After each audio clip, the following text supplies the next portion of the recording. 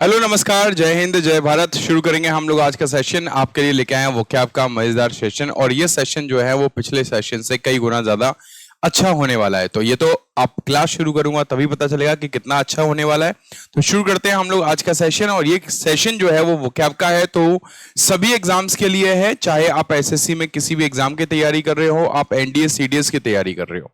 जैसे कि आप लोगों को पता है कि इस सेशन में मैं कुछ नए तरीके के वोकैब्स जो है वो मैं आपको बताने वाला हूं, और एक और खास चीज मैं इसमें करने वाला हूं। तो वीडियो से जुड़े रहिएगा, तो आप लोगों को वो भी चीज पता चल जाएगी कि इसमें खास चीज आपको क्या मिलने वाली है। तो लेट्स बिगिन दिस सेशन। इस सेशन में आप लोगों को हर एक शब्द के बारे में डिटेल में एक्सप्लेनेशन दिया जाएगा, सिनोनिम एंटोनिम कवर किए जाएंगे, और उस वर्ड का मीनिंग भी बताया जाएगा। जैसे कि हमारे एनडीए सीडीएस में एक वर्ड देके उसका मीनिंग पूछ लेता है, इस टाइप की चीजें भी आपको यहाँ पे देखने को मिलेंगी। सबसे इंपॉर्टेंट चीज जो इसमें रहने वाली है, जो मैं बताने वाला हूं, वो ये है कि भाई कोई भी वर्ड जो मैं पढ़ाऊंगा वो एग्जाम में कितनी बार पूछा गया है, डिफरेंट डिफरेंट एग्जाम में कितनी बार वो पूछा जा चुका है, उसके बारे में भी मैं आप लोगों को बताऊंगा।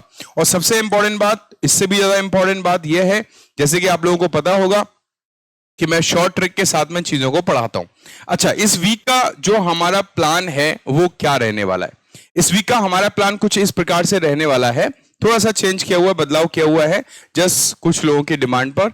यहां पर बदलाव क्या रहने वाला? बदलाव ये रहने वाला है कि Monday, Tuesday, Wednesday, Thursday, Friday and Saturday. Saturday को तो क्वेश्चन मार्क है, वो तो हम लोग सैटरडे पे जब पहुंचेंगे देन वी विल डिस्कस कि सैटरडे को क्या होने वाला है।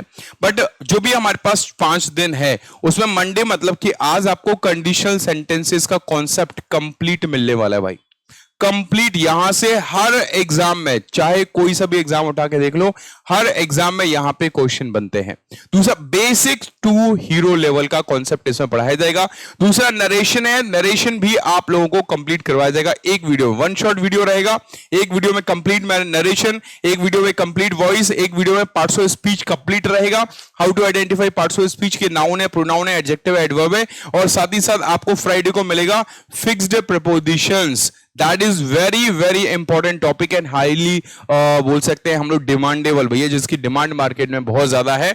और सैटरडे को क्या होगा तो वो तो आप लोगों को बाकी दिनों में पता चल ही जाएगा सैटरडे को हम लोग क्या करने वाले हैं। तो ये इस वीक का पूरा कंप्लीट जो है वो प्लान रहने वाला है। यहां नेक्स्ट वीक लिखा हुआ है, बट दिस वीक लेके चलो, अगली वीक का नहीं है, इसी वीक का है ना। तो आप लोग इस प्लान को लेके चलिएगा भाई, इसी वीक में हम ये प्लान को एग्जीक्यूट करने वाले हैं। तो तैयार रहेगा, और जो बच्चे तैयार हैं वो एक बार कमेंट करके बता दीजिएगा, हाँ सर हम तैयार हैं इस प्लान को फॉलो करने के लिए। क्योंकि आप लोग को ये प्लान फॉलो करना होगा तभी कुछ हो पाएगा, ठीक है नहीं? चलिए तो आगे बढ़ लेते हैं हम लोग। आज का पहला वर्ड आपके सामने है, देख पा रहे हैं, बिल्कुल एकदम नए तरीके से मैं आप लोगों को आज यहाँ पे वो क्या पढ़ाने वाला हूं। आपको वर्ड बताऊंगा, वर्ड कितनी बार एग्जाम में आया हुआ है ये भी चीज मैं आप लोगों को बताऊंगा। वर्ड के सिनोनिम एंटोनिम्स को मैं आप लोगों को डिस्कस कराऊंगा ही करूंगा भाई। तो सबसे पहला वर्ड है आज का एबंडन। तो सभी बच्चे ध्यान से सुनेंगे।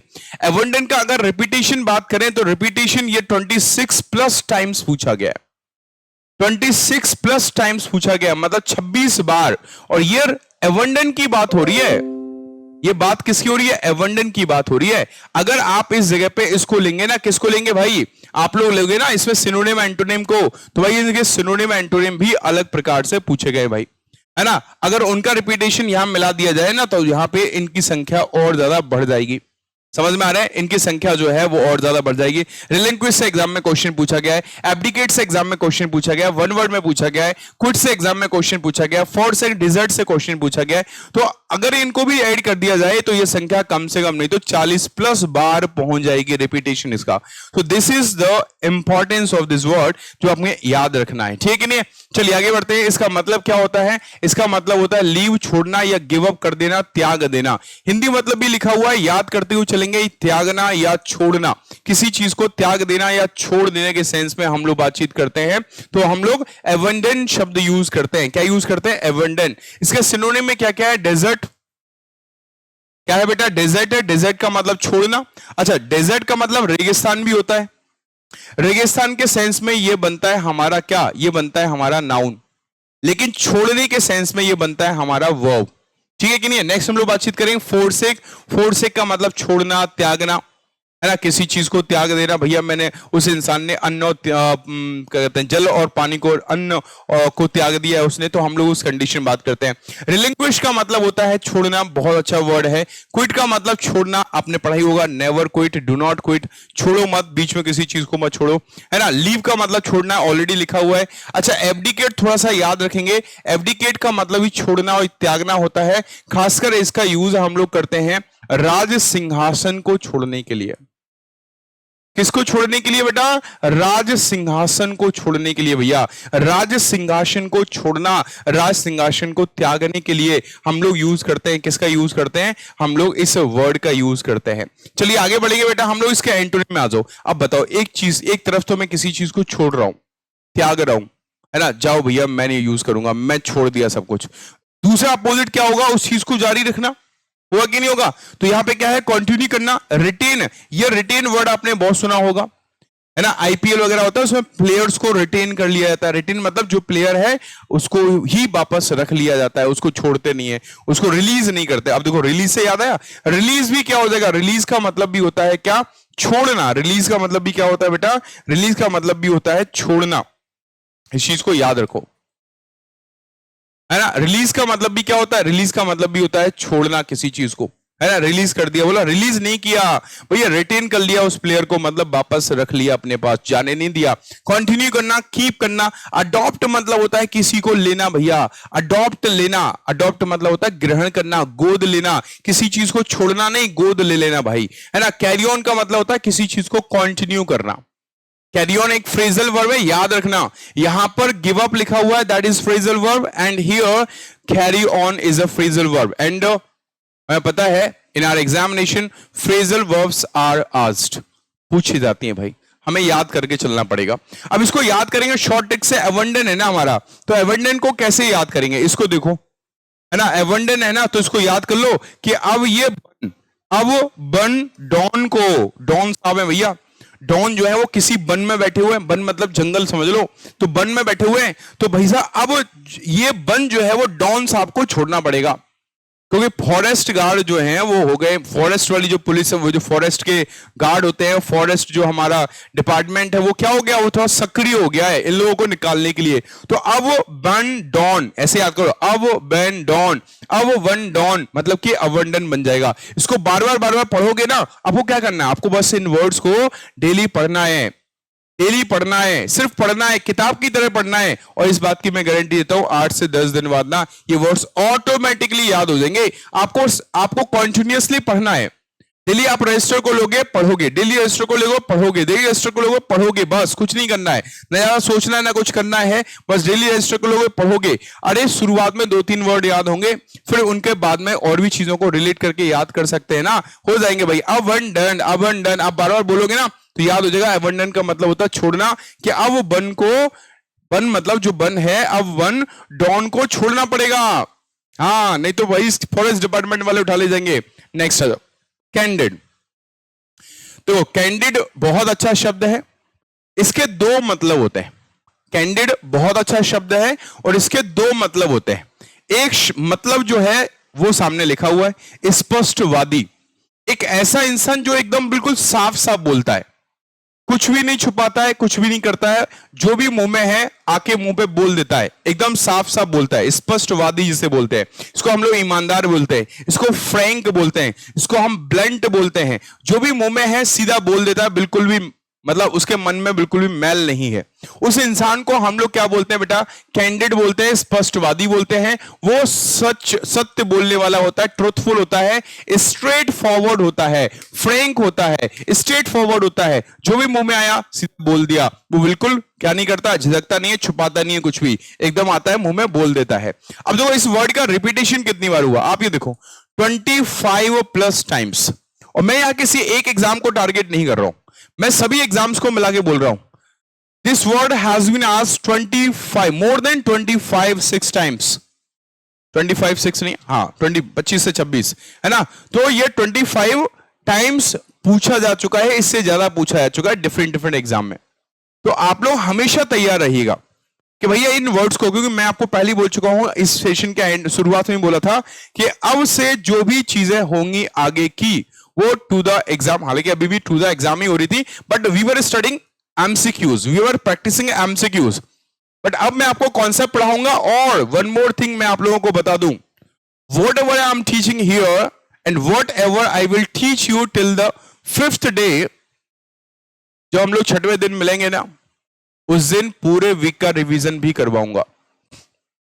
समझ में आया ना? पूरे वीक का वोकैब का रिवीजन करवाऊंगा, पूरे वीक का रिवीजन होगा। अब उसमें 1 घंटा लगे, 2 घंटे लगे, 3 घंटे लगे, 4 घंटे लगे, doesn't matter, but I will make you revise all those words which I have taught in 5 days. तो वीक एंड में हम लोग मिलेंगे वोकैब की सेशन में। अब ये मत सोच लेना जो क्वेश्चन मार्क लगाता है ये तो सरप्राइज ना ना ना ना ना, ये सरप्राइज नहीं है बेटा। चलिए आगे बढ़ते हैं। तो कैंडिड मतलब हो गया, स्पष्टवादी हो गया। सिनोनिम के बारे में बात करेंगे तो फ्रैंक हो जाएगा हमारा, ऑनेस्ट हो जाएगा हमारा, फोर्थ राइट, कई बार एग्जाम में पूछा गया है। इसमें आपका ब्लंट आ जाएगा, इसमें आपका आउट स्पोकन, जो मतलब जो भी मुंह में होता है बोल देता है, सीधा स्पष्टवादी। ओपन बोलते हैं हम लोग just, very very important word बेटा याद कर लेना। जस्ट एक एडवर्ब भी होता है जिसका मतलब होता है अभी। बोलते हैं पापा जस्ट निकले हैं, अभी निकले हैं पापा, तो वो एडवर्ब होता है। लेकिन ये जस्ट ईमानदार वाला है।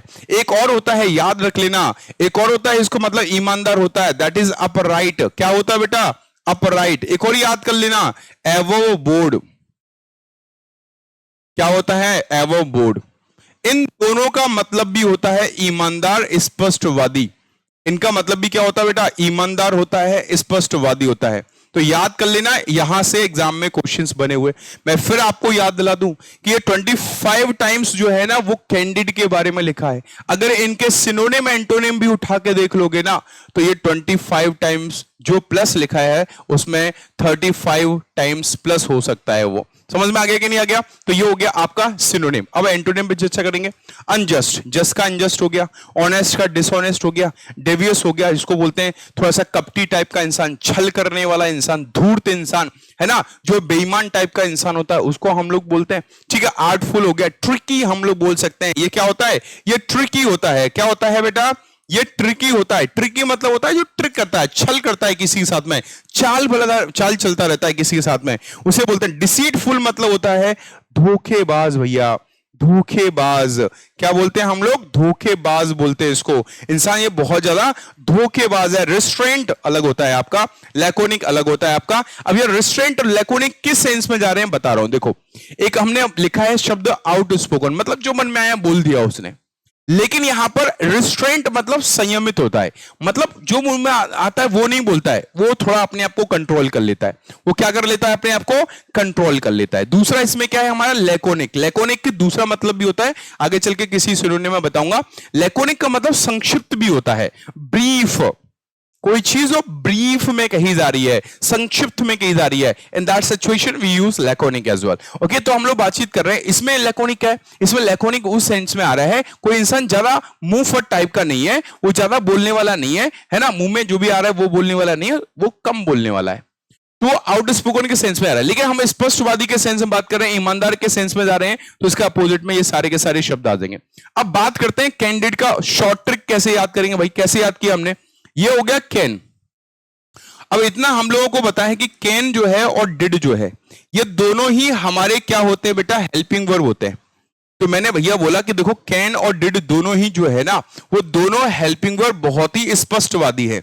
जब भी ये किसी सेंटेंस में यूज होते हैं ना तो एकदम स्पष्ट रूप से चीजें समझ में आ जाती हैं हमें।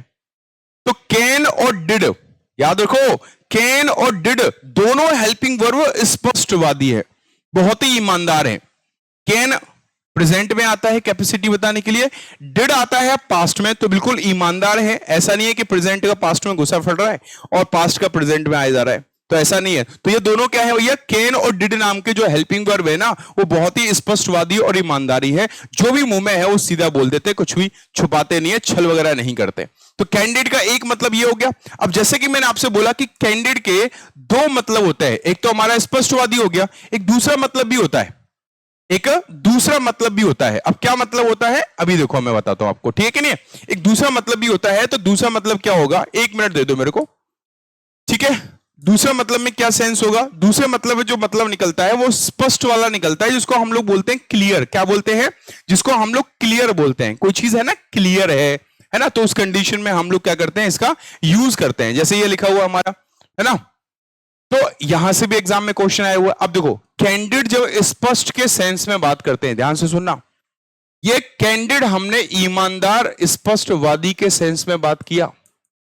जब कैंडिड हम लोग स्पष्ट, एकदम कोई चीज जो बिल्कुल एकदम सामने दिख रही हो, सामने दिख रही हो एकदम, है ना, सब कुछ एकदम साफ साफ दिखाई दे गया हमें, तो उस कंडीशन में भी कैंडिड हम लोग यूज करते हैं। इसका मतलब होता है कोई चीज जो क्लियर है, डायरेक्ट है, हमें दिख रही है, ट्रांसपेरेंट है इन कम्युनिकेशन, उसे भी हम कैंडिड कहते हैं। और ये कम से कम नहीं तो 20+ बार रिपीट हुआ है, 20+ बार ये रिपीट हुआ है। तो आप लोग ध्यान रखिएगा इस चीज को, ठीक है कि नहीं है। अच्छा, इसका सिनोनिम में क्या आ जाएगा? ऑब्वियस आ जाएगा, क्लियर आ जाएगा, एक्सप्लिसिट आ जाएगा। बहुत अच्छा शब्द है एक्सप्लिसिट, मतलब बिल्कुल एकदम चीजें क्लियर हो। ये ट्रांसपेरेंट लिखा हुआ है, ये ट्रांसपेरेंट भी आपका सिनोनिम हो जाएगा। ट्रांसपेरेंट भी क्या हो जाएगा बेटा? सिनोनिम हो जाएगा। तो इस चीज को समझो, ऑब्वियस एकदम जो स्पष्ट है, क्लियर हो गया, एक्सप्लिसिट हो गया, विजिबल एकदम साफ दिख रहा है भैया, विजिबल है, सब कुछ दिख रहा है, सब कुछ साफ साफ है भाई। Conspicuous, very very important word, ये तो एसएससी 2025 में ही पूछा गया है। हाँ, 2025 में ही पूछा गया है, ठीक है नहीं है। चलो आगे बढ़े। नोटिसेबल, नोटिसेबल मतलब जो चीज नोटिस की जा सकती है, जिसे मैं बोलूं इस बोर्ड पर हर शब्द, हर चीज अलग अलग लिखा हुआ है, तो आप इजीली नोटिस कर सकते हो। तो नोटिसेबल मतलब जो चीजें स्पष्ट रूप से सामने दिख रहा है, उसको बोलते हैं नोटिसेबल।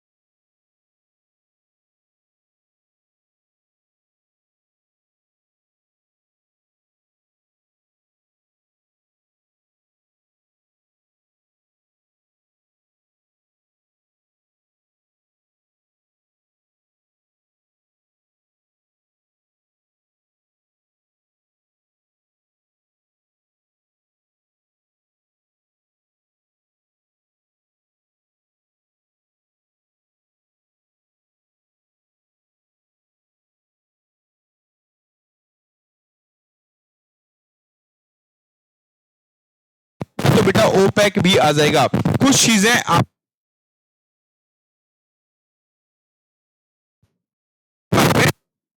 कुछ चीजें होती हैं, समझ रहे हैं, है ना, हमारे दिमाग में वो चीजें नहीं आ रही होती हैं। एक मिनट रुकेंगे आप लोग। चलिए देखो, तो हमारे दिमाग में वो चीजें नहीं आ रही होती है इसमें। तो कैंडिड बर्गर के बारे में बात करें। अब जब तक आप शॉर्ट ट्रिक देख लो, मैं थोड़ा सा सेल को चेंज कर लूं इसमें, ठीक है कि नहीं है। आप शॉर्ट ट्रिक एक बार देख।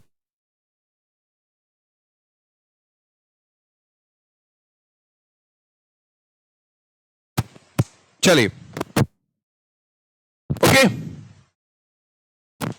तो हम लोग बातचीत किसकी कर रहे हैं? हम लोग बातचीत कर रहे हैं कैंडिड के बारे में। अब देखो, हमने यहां कैंडिड को कैंडिड से ही रिलेट किया, कैन और डिड से वहां भी किया था। क्रिप्टिक मतलब होता है हिडन, इवेजिव ये आपके एनडीएस सीडीएस में पूछा जा चुका है। इवेजिव बहुत अच्छे से पूछा गया एग्जाम में, तो याद रखिएगा। एम्बिग्युअस, वेरी वेरी इंपॉर्टेंट वर्ड। एम्बिग्युअस मतलब होता है द्विअर्थी, मतलब ऐसी सिचुएशन जहां पे दो मतलब निकल रहे हो, जिस वजह से सिचुएशन क्लियर नहीं है, समझ में नहीं आ रहा है कि ये काम करूं या यही काम करूं, ये समझूं या ये समझूं, ऐसी सिचुएशन को बोलते हैं एम्बिग्युअस। इक्विवोकल का मतलब भी होता है अस्पष्ट। क्या बोलते हैं? अस्पष्ट बोलते हैं। अब इसी का देखो, इसी का एक क्वेश्चन एग्जाम में पूछा गया था, और वो शायद एम्बिग्युअस पूछा गया था या वेग पूछा गया था, आई थिंक सो वेग पूछा गया शायद, और उसके एंटोनिम पूछा गया। ऑप्शन में पता क्या लिखा था? ऑप्शन में लिखा हुआ था अनइक्विवोकल। ऑप्शन में पता क्या लिखा हुआ था? ऑप्शन में अनइक्विवोकल लिखा हुआ था। अब हम लोग क्या पढ़ के जा रहे हैं? हम लोग वोकल पढ़ के जा रहे हैं, हम लोग क्या कहते हैं, इक्विवोकल पढ़ के जा रहे हैं। और हमने पढ़ा हुआ वेग, वेग का मतलब अस्पष्ट होता है, इक्विवोकल मतलब जरा समझ में नहीं आ रहा है, अस्पष्ट टाइप की चीजें समझ में नहीं आ रही, क्या करना है क्या नहीं करना है, तो ये हमारा उस कंडीशन में यूज होता है। अब क्वेश्चन ये उठता है कि सर यहां पे हम लोग क्या करेंगे, तो बेटा आप ये बताओ, जो इक्विवोकल का मतलब अस्पष्ट हो गया, कोई चीज क्लियर नहीं है वो हो गया, तो अनइक्विवोकल का मतलब स्पष्ट हो जाएगा ना, ऑब्वियस सी बात है, हो जाएगा ना। बस ये चीज आपको ध्यान रखना है ना। और याद करने का जो ट्रिक है वो वही वाला, कैन और डिड दोनों जो है वो हेल्पिंग वर्ब एकदम स्पष्ट है ना। कैन और डिड दोनों हेल्पिंग वर्ब स्पष्ट है, एकदम क्लियर है, सर समझ में आ रहा है एकदम, ठीक है कि नहीं, तो बिल्कुल आप उससे हो जाएगा। और जैसे कि आप लोगों को पता है इस वीक में हम लोग क्या करने वाले हैं, ये प्लान है पूरा एकदम सिलेक्शन का प्लान है भाई। ये जो भी डिफिकल्ट टॉपिक्स होते हैं ना, I am going to explain them in very very very easy language, okay, I guarantee you this thing, because मैं पता है कि बच्चों को कहां प्रॉब्लम होती है, कहां दिक्कत होती है, किस टाइप से प्रॉब्लम होती है। Conditional sentence, narration, voice, parts of speech and fixed prepositions, okay. जो भी मैं फिक्स्ड प्रीपोजिशंस पढ़ाऊंगा आप उनको क्लियर कर लेना। एंड वन मोर थिंग, एक चीज मैं आपको और बता दूं आप लोगों को। अच्छा, मैं आपको एक चीज बता रहा हूं इनके बारे में, इस क्लास की स्पेशलिटी विशेषता क्या होने वाली है, उससे पहले मैं आप लोगों से बोलूंगा, अगर ये सेशन आपको पसंद आ रहा है तो भाई वीडियो को लाइक और शेयर भी कर दो, एक लाइक और शेयर कर लो, और अगर आप नए हो तो चैनल को सब्सक्राइब भी कर लो भाई। ये इंपॉर्टेंट चीज है, आप लोगों के लिए लेके आ रहा हूं आपके एग्जाम के लिए, इसी टाइप के और भी कॉन्सेप्ट की चीज है। वन शॉट में कोशिश यही रहेगी, वन शॉट में मैं लेके आऊं, समझ में आ रहा है कि नहीं, और वो क्या जिस तरह से ला रहा हूं वैसे ही आपके लिए आगे लेके आऊं। अच्छा, अब मैं क्या बता रहा हूं, इंपॉर्टेंट चीज वही है कि ये सिर्फ कॉन्सेप्ट क्लास नहीं है, इसमें प्रैक्टिस वाले सेशंस, मतलब प्रैक्टिस के क्वेश्चंस भी मिलेंगे।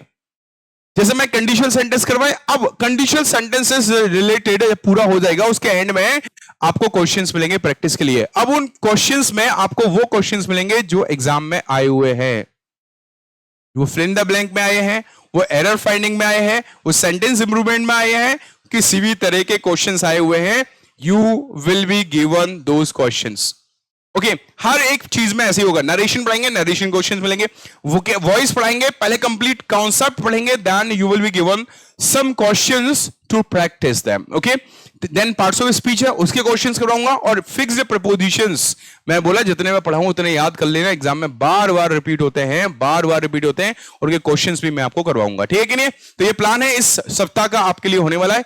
आज का नेक्स्ट वर्ड जो है वो हमारा है एबंडेंट। एबंडेंट अगेन एडजेक्टिव है बेटा, और एबंडेंट का मतलब होता है कोई चीज जो हमारे पास प्रचुर मात्रा में है, बहुत मात्रा में है, अधिक मात्रा में है, पर्याप्त मात्रा में है, समझ में आ रहा है। तो उस कंडीशन में हम लोग एबंडेंट का यूज करते हैं। इसमें आप देख सकते हो एग्जिस्टेंस और एग्जिस्टिंग और अवेलेबल इन लार्ज क्वांटिटी, कोई भी चीज जो हमारे पास लार्ज क्वांटिटी में अवेलेबल है उस चीज के लिए हम लोग यूज करते हैं एबंडेंट, याद कर लेना। इसका नाउन फॉर्म कई बार पूछ लेता है, एबंडेंस, टी को हटा के सीई लगा देता है, तो आप टेंशन नहीं लेना है, जैसा पूछेगा वैसे काम करेंगे। नाउन पूछेगा नाउन में देख लेंगे, एडजेक्टिव पूछेगा एडजेक्टिव में देख लेंगे, बट हम लोग काम करेंगे, ठीक है नहीं। चलिए, इसमें क्या हो जाएगा, सिनोनिम में प्लेंटीफुल हो जाएगा भाई। अच्छा, ये क्वेश्चन कितनी बार आया है तो देख सकते हैं आप लोग, 23+ टाइम्स, मतलब मोर देन 23 टाइम्स, समझो इस बात को, मतलब 23 बार से ज्यादा डिफरेंट डिफरेंट एग्जाम में इसका रिपीटेशन हुआ है। तो याद रखिएगा, प्लेंटीफुल मतलब अधिक, एम्पल बहुत अच्छा शब्द है, कॉपियस बहुत अच्छा शब्द है, एक्सेसिव मतलब कोई चीज हमारी एक्सेस मात्रा में है, एक्सेस का मतलब अधिक मात्रा में है, उसी एक्सेस का क्या हो गया भैया, एडजेक्टिव फॉर्म ले लिया। सरप्लस है भैया, एडिक्वेट बहुत बार पूछा गया है, बहुत बार पूछा गया ये क्वेश्चन भी। प्रोफ्यूज हो गया, प्रोलिफिक हो गया, ये सारे के सारे शब्द जो है वो अधिक मात्रा को रिप्रेजेंट कर रहे हैं। इसमें आप बाउंटीफुल भी लिख सकते हो, क्या लिख सकते हो, बाउंटीफुल भी लिख सकते हो। बाउंटीफुल का मतलब होता है कोई चीज मेरे पास पर्याप्त मात्रा में है, अधिक मात्रा में है। आप इसको इनफ भी कह सकते हो, आप इसको सफिशिएंट भी कह सकते हो। क्या कह सकते हो, सफिशिएंट भी कह सकते हो। कोई चीज मेरे पास सफिशिएंट मात्रा में है, इनफ मात्रा में है, एडिक्वेट मात्रा में है, उस कंडीशन में हम यूज कर सकते हैं। Now we are going to discuss antonyms. अब एंटोनिम क्या होगा, कम होगा। कोई चीज हमारे पास में अधिक मात्रा में है, पर्याप्त, बोला नहीं भैया हमारे पास तो कम मात्रा में है ही नहीं है, हमारे पास ज्यादा नहीं है, कम है भैया, हाँ ज्यादा हो ही नहीं पाएगा, मेरे पास तो कम ही है। तो कम है इसका मतलब क्या है, इनएडिक्वेट, एडिक्वेट का ही अपोजिट इनएडिक्वेट बना दिया। सफिशिएंट का अपोजिट इनसफिशिएंट बना दिया। दो शब्द तो यहीं से डायरेक्ट याद हो गए। मीगर याद कर लेना। स्केंट आपका रहता है, इसको बोलते हैं हम लोग कम। क्या बोलते हैं हम लोग? कम। इसका नाउन फॉर्म होता है मीगरनेस और स्कैंटी, इसका बोलते हैं कमी, किसी चीज की कमी आ जाना। नेक्स्ट स्पैर्श, वेरी वेरी इंपॉर्टेंट वर्ड। स्पैर्श का मतलब कम होता है। स्कार्स भी होता है। स्कार्सिटी आपने सुना होगा। स्कार्सिटी नाउन फॉर्म होता है, इसका मतलब होता है कमी। स्कार्सिटी मतलब होता है कमी, है ना। डेफिशिएंट, डेफिशिएंट मतलब कम किसी चीज, जैसे आपने सुना होगा एड्स। एड्स का फुल फॉर्म क्या होता है? Aqua immunodeficiency syndrome. Deficiency noun form होता है डेफिशिएंट का। लैकिंग, लैकिंग मतलब किसी चीज की कमी होना, है ना। कोई चीज जो अधिक मात्रा में नहीं है, जो कम मात्रा में है। कैसे है? कम मात्रा में है। जो लिमिटेड मात्रा में है, कहां है? लिमिटेड मात्रा में है भैया। हमारे पास पेट्रोलियम, हमारे पास जो फॉसिल फ्यूल्स हैं, they are in limited quantity. They are not abundant, they are in limited quantity. समझ में आ रहा है कि नहीं? लिमिटेड क्वांटिटी में है। They are abundant, they are insufficient, they are meager, they are scant, they are sparse, they are limited. हम बोल सकते हैं all these are antonyms of this word. Okay, now अब इसका ट्रिक क्या है? शॉर्ट ट्रिक मैंने क्या यूज किया हुआ है? शॉर्ट ट्रिक इसके लिए abundant लिखा हुआ है ना। अब वो बंद कर दो आंट। आंट मतलब आंटी, सुना है ना आंटी? क्या आंटी जी? आंटी जी, ओ आंटी जी, अब बंद कर दो आंटी जी, बहुत हो गया है। जैसे मान के चलो, अब आंटी जी मान के चलो, मैं कोई आंटी जी हैं, वो चाय का थोड़ा सा ठेली टाइप की चलाती है। रात को 11 बज गया, मैं वहां से निकल रहा था, तो मैं जानता था आंटी से, मैंने बोला आंटी बहुत हो गया, अब बंद कर दो, कितना पैसा कमाओगे? है ठीक है नहीं? तो बहुत हो गया, इसका मतलब क्या है? अब बंद कर दो आंट। आंट मतलब आंटी जी। ओके, तो यहां अवंडेंट, अवन आंट लिखा हूं ना। अब बंद एंट, अब बंद एंट, तो अवंडेंट बन जाएगा। आप बार बार उसको पढ़ोगे तो एक रिदम में आ जाएगा, फ्लो में आ जाएगा, अवंडेंट बन जाएगा। हाँ, अवंडेंट। अब बंद कर दो आंट, आंटी जी अब बंद कर दो भैया, है बहुत हो गया। तो बहुत, तो इसका सेंस निकलता है बहुत, अधिक, ज्यादा, कोई चीज की मात्रा है, उस कंडीशन में बात करते हैं। नेक्स्ट वर्ड हम लोग जो डिस्कस करने जा रहे हैं, that is a diligent. This word is also very very important. Okay, कितना इंपॉर्टेंट है? You can see here repetition 20+ times. And again I would say one thing कि भाई ये रिपीटेशन डिलीजेंट वर्ड का है।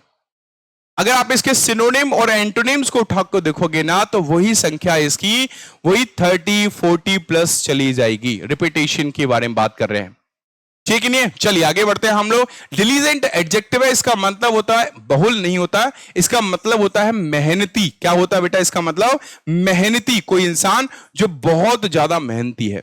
जब आपकी फैमिली में कोई ना कोई व्यक्ति होगा जो बहुत मेहनती होगा, हो सकता है आप खुद ही हो जो बहुत मेहनत कर रहे हो, है ना, दिलो जान जुटा रहे हो, किस चीज में लगा रहे हो, पढ़ने में, है ना, सिलेक्शन में, तो उसको बोलते हैं हम लोग मेहनती। या फिर बोलते हैं हम लोग, क्या बोलते हैं? परिश्रमी। क्या बोलते हैं हम लोग? परिश्रमी बोलते हैं, है ना। एक ऐसा इंसान जो बहुत ज्यादा कठिन परिश्रम करता है, जो बहुत ज्यादा मेहनत करता है, उसको हम लोग बोलते हैं क्या? उसको हम लोग बोलते हैं डिलीजेंट। क्या बोलते हैं? डिलीजेंट, है ना। जो इंसान जैसे होता है कि भाई ये इंसान अपने नौकरी के प्रति तो बहुत ज्यादा मेहनत करता है नौकरी के लिए, है ना, सुबह जाता है शाम को आता है एकदम बिल्कुल, और टाइम टू टाइम मेहनत करता है। मतलब क्या कहते हैं, क्या कहते हैं, टाइम टू टाइम उसको टाइम दे रहा है, किसको? जॉब को। तो उसका मतलब क्या होगा? डिलीजेंट हो गया। डिलीजेंट का मतलब मेहनती भी होता है किसी काम के प्रति। क्या बोलते हैं हम लोग? बहुत ज्यादा कर्तव्यनिष्ठ टाइप का है, मेहनती टाइप का है, उसको बोलते हैं हम लोग। अब आ जाओ, इसमें क्या आ जाएगा हमारा? हैविंग और showing care and consciousness, consciousness, sorry बेटा, कंशाइसियसनेस। कंशाइसियस का मतलब क्या होता है? इसमें सिनोनिम में लिखा हुआ है, इसका मतलब होता है कर्तव्यनिष्ठ।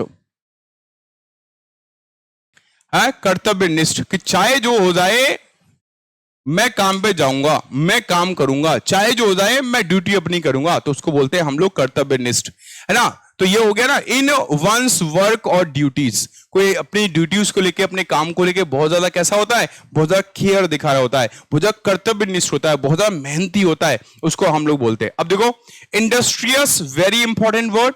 हार्ड वर्किंग हम लोगों को याद रहता है, पंक्चुलियस।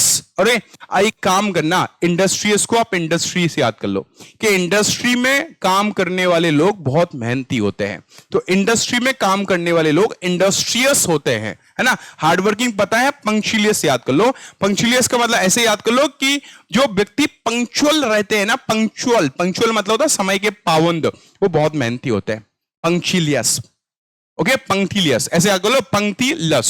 तो पंक्तिलियस का मतलब क्या हो जाएगा कि पंक्ति में लगने के लिए थोड़ा मेहनती लोग चाहिए। रिलेट कर लो भाई, आप जो मैं शॉर्ट ट्रिक बता रहा हूं ना, you yourself create this short tricks.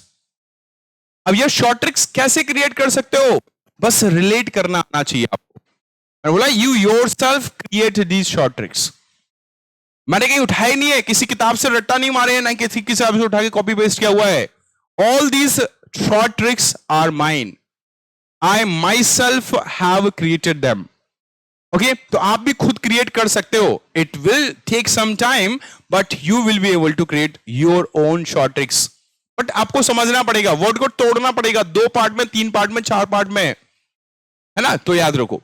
Laborious के बारे में बात करें, लेबोरियस, लेबर, अब सोच लो लेबर क्या काम करती है, मेहनत काम करती है। तो लेबोरियस मतलब मेहनती हो गया, ठीक है कि नहीं। चलो एसिडुअस, आहा ये देखो बहुत अच्छा शब्द है, एसिडुअस, एसिडुअस, एसिडुअस लिखा हुआ है। तो ऐसी दुआएं, तो दुआज, दुआ मतलब बोलते हैं कि भैया दुआ लगेगी आपको। तो ऐसी दुआएं तो मेहनती इंसानों को लगती है। ऐसी दुआएं तो किसको लगती है, मेहनती इंसानों को लगती है, जो अपने काम के प्रति मेहनत दिखाते हैं, कर्तव्य निष्ठता दिखाते हैं, है। तो ऐसी दुआस बन जाएगा, ऐसी दुआएं तो, ऐसी दुआस, दुआ दुआ दुआ, ऐसी दुआ तो मेहनती लोगों को लगती है। याद हो जाएगा, याद कर लो। केयरफुल हो गया, मैटिकुलस हो गया। मैटिकुलस मतलब हर एक इंसान जो हर बारीक से बारीक चीज को बहुत ही ध्यान पूर्वक करता है, कोई चीज को छोड़ता नहीं, अपने काम को बहुत बारीकी से करता है, उसे कहते हैं मैटिकुलस, है ना। कॉन्शियस लिखा हुआ है इसमें। अब अपोजिट क्या हो जाएगा, ये तो मेहनती हो गया, तो मेहनती का अपोजिट क्या होगा, लेजी हो जाएगा, आलसी, पड़ा हुआ भाई साहब ऐसे ही है। तो क्या हो जाएगा इसमें, लेजी हो जाएगा आपका। आइडल, आइडल का मतलब होता है निठल्ला, है, या फिर नल्ला बोलते हैं हम लोग। ये इंसान तो भैया निठल्ला है, नल्ला है, बोलते कि नहीं बोलते। लिथार्जिक मतलब आलसी होता है, आलसी। लैंग्वेज, लैंग्वेज नहीं, है ना, लैंग्वेज लिखा हुआ है, लैंग्विडो, इसमें लैंग्वेज वगैरह होना चाहिए। ये वाला वर्ड थोड़ा सा डाउट में जा रहा है मेरे, बाकी इसको मैं स्टार लगा दे रहा हूं, है ना। फिलहाल लैंग्वेज नहीं, लैंग्वेज वगैरह कुछ होना चाहिए। लेट्स सी, देखते हैं इसको क्या होगा, आई थिंक सो। बाकी स्टार में लगा दिया तो ये डाउट में है। इनर्ट मतलब क्या होता है, इनर्ट मतलब होता है इनएक्टिव बेटा, इनएक्टिव, इसको याद कर लेना, इनएक्टिव भी आ जाएगा इसमें। इनएक्टिव मतलब जिसके अंदर कोई एक्टिवनेस है ही नहीं है, वो इंसान बस पड़ा हुआ है भाई, है ना। वो बिल्कुल मतलब कोई एक्टिवनेस नहीं दिखा रहा है, मेहनती टाइप का है नहीं है, इनएक्टिव है, डला हुआ है, पड़ा हुआ है भैया। उसको 10 बार धक्के मारो तो घर से बाहर जाएगा, 50 बार बोलो तो वो कोई काम करेगा, पड़ा हुआ है नहीं तो ऐसे इनर्ट होता है। कुछ इनर्ट गैसेस होती हैं। अब इनर्ट गैसेस का पॉइंट क्या है वो आप लोग अपने साइंस के हिसाब से देख लेना, है ना। अब ये जो इनर्ट है वो इंग्लिश वाला है, इसका मतलब होता है आलसी। इनर्ट मतलब अक्रिय, हिंदी में बोलते हैं अक्रिय। डोरमेंट का मतलब होता है सुषुप्त, है ना। और डल का मतलब होता है आलसी। डल का मतलब बोरिंग भी होता है, डल के 2 मतलब होता है, डल का मतलब आलसी भी होता है, डल का मतलब बोरिंग भी होता है। एक ऐसा इंसान जो बोरिंग टाइप का है, बोरिंग किस्म का है। लेकिन यहां पे हम बात करें आलसी के बारे में, तो डल है भैया, डल, उसको याद रखना है।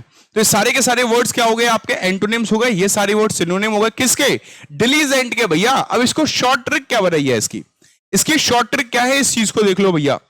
जिसको हम लोग निमोनिक बोलते हैं, निमोनिक क्या है इसका है कि डिलीजेंट है ना। अब मैंने दिल्ली नहीं लिखा है, दिल्ली लिखूंगा तो रिलेट नहीं कर पाऊंगा ना। अगर मैं यहां पे दिल्ली लिखूंगा DELHI, तो फिर रिलेट कैसे करूंगा फिर मैं। तो इसलिए मैं दिल्ली को दिल्ली लिख दिया। दिल्ली के जो जेंट होते हैं, लोग होते हैं ना, जेंट, लेडीज एंड जेंटलमैन, हाँ, तो वही वाला है कि दिल्ली के जो जेंट होते हैं बहुत ही मेहनती होते हैं। याद हो गया, याद हो गया कि नहीं हो गया, बताओ। आपको मैंने प्रॉमिस किया भाई क्लास में वर्ड्स को याद करवाएंगे, तो ऐसे ही वर्ड याद होते हैं। दिल्ली के जो जेंट होते हैं ना, दिल्ली के जो जेंट होते हैं वो कैसे होते हैं, दिल्ली के जेंट जो होते हैं वो मेहनती होते हैं। दिल्ली के जेंट जो होते हैं वो मेहनती होते हैं। दिल्ली जेंट, डिलीजेंट लिखा हुआ है, तो दिल्ली के जेंट जो होते हैं वो मेहनती होते हैं। नेक्स्ट वर्ड लिखा हुआ है कोलोजल, कोलोजल। ये वर्ड देखो कितनी बार आया हुआ है, ये वर्ड 13+ टाइम्स आया हुआ है। मोर देन 13 टाइम्स, 13 बार से ज्यादा। मैं बोल रहा हूं ना कि रिपीटेशन के साथ में इस बार वर्ड्स लेके आया हूं, और जो जैसे जैसे इनकी रिपीटेशन है उस हिसाब से मैं पता चलता है कि इन वर्ड्स का इंपॉर्टेंस कितना है। ओके, तो देख लेते हैं भाई, कोलोजल का मतलब क्या होता है। कोलोजल का मतलब होता है बहुत बड़ा कोई चीज, विशाल, साइज में, आकार में जो बहुत बड़ा है उसको हम लोग क्या बोलते हैं, कोलोजल बोलते हैं। लाइक जुपिटर के बारे में बात करें, we talk about the planets of our solar system. I think Jupiter is the largest planet of our solar system, है कि नहीं है, बताओ। तो उसको लार्जेस्ट बोल सकते हैं, इसको बोल सकते हैं बहुत बड़ा है, कोलोजल भी बोल सकते हैं हम लोग। तो कोलोजल का मतलब होता है एक्सट्रीमली लार्ज और ग्रेट, कोई चीज जो एक्सट्रीमली लार्ज है, बहुत बड़ा है, बहुत विशाल है। Like mount Everest, Himalaya, Andes, Rockies, ये पर्वत कैसे हैं, बहुत बड़े बड़े पर्वत है, तो उनको हम लोग कोलोजल कह सकते हैं। अब सिनोनिम पे आ जाओ। इनॉर्मस बहुत अच्छा वर्ड है, जाइगेंटिक, जाइगेंटिक, कई बार आपने सुना होगा जायंट, क्या सुना होगा, जाइंट सुना होगा, जाइंट। जाइंट मतलब क्या होता है, एकदम बिल्कुल राक्षस के जैसा है। मॉन्स्ट्रस कहते हैं इसको हम लोग, क्या बोलते हैं हम लोग, मॉन्स्ट्रस, है ना, क्या बोल देते हैं, मॉन्स्ट्रस कह देते हैं इसको। मॉन्स्ट्रस का मतलब क्या होता है, मॉन्स्टर के जैसा, मतलब राक्षस के जैसा, इतना बड़ा है राक्षस के जैसा, तो उसको बोल देते हैं हम लोग, ठीक है कि नहीं। मेमथ बहुत अच्छा शब्द है। मेमथ पहले बहुत बड़े बड़े हाथी रहा करते थे। अगर आपने एरावत हाथी के बारे में सुना हो, 1000 हाथियों जितना वजन उसमें था, तो सोचो कितना बड़ा रहा होगा कि 1000 हाथियों जितना वजन था, तो एरावत। तो मेमथ मतलब होता है बहुत बड़ा। ह्यूज हो गया, मैसिव, कई बार आपने जब वो सुनते ना, क्या कहते हैं हम लोग, क्या कहते हैं,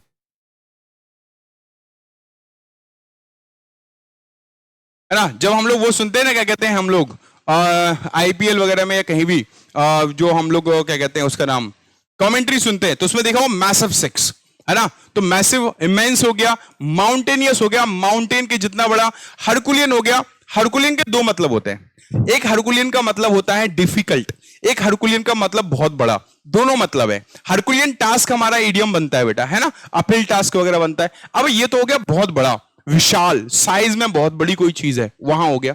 अब इसका अपोजिट क्या होगा, क्या होगा अपोजिट, छोटा होगा, सूक्ष्म होगा, छोटा होगा, स्मॉल होगा, टिनी होगा, टाइनी होगा कि नहीं होगा, ये वर्ड लिखे हुए हैं। क्या हो जाएगा हमारा, स्मॉल, टिनी, और हमारा इसको बोलते हैं टाइनी भी बोल देते हैं, मिनिमल, टिनी स्पेलिंग दोनों ही सही है हमारा। मिनिस्कल बहुत अच्छा शब्द है। मिनिएचर एग्जाम में आया हुआ है ना। मिनिएचर, डिमिनिटिव बहुत अच्छा शब्द है। ऐसे आपको डिमिनिटिव मतलब डिम होगी लाइट, डिमिनिटिव मतलब डिम होगी। टीवी, टीवी मतलब डिम हो गई तो कैसा दिखता है, छोटा छोटा है। लाइट डिम हो जाती है तो कैसा दिखता है, टीवी में बहुत छोटा छोटा दिखता है। ऐसे डिमिनिटिव याद कर लो। लिली पुटियन ऐसे याद कर लो कि भैया लिली जो है वो पुटी, पुतिन, पुतिन के बाद नाम तो सुना है कि लिली जो है वो पुतिन से छोटी है, तो लिली पुटियन लिखा हुआ है, तो उसको याद करो, लिली पुतिन साहब से छोटी है भाई, तो लिली पुटियन मतलब छोटा। माइन्यूट, इसको मिनट मत पढ़ना, इसको माइन्यूट पढ़ना, माइन्यूट, और इसको माइन्यूट पढ़ो, मिनट पढ़ो, डजंट मैटर, आप इसको याद रखो, इसका मतलब सूक्ष्म होता है। प्रोनाउंसिएशन इसलिए जरूरी है क्योंकि आपको पता चल गया, if we pronounce it as minute, तो फिर इसका मतलब निकलता है वो घड़ी वाला मिनट, है ना। अगर इसको माइन्यूट कहेंगे तो हम लोग कहेंगे इसका मतलब सूक्ष्म निकलेगा। तो कहने का मतलब यह है कि ये सारे के सारे छोटे हो गए, ये बड़े हो गए, विशाल काय हो गए। अब इसको याद कैसे करें, कोलोसल।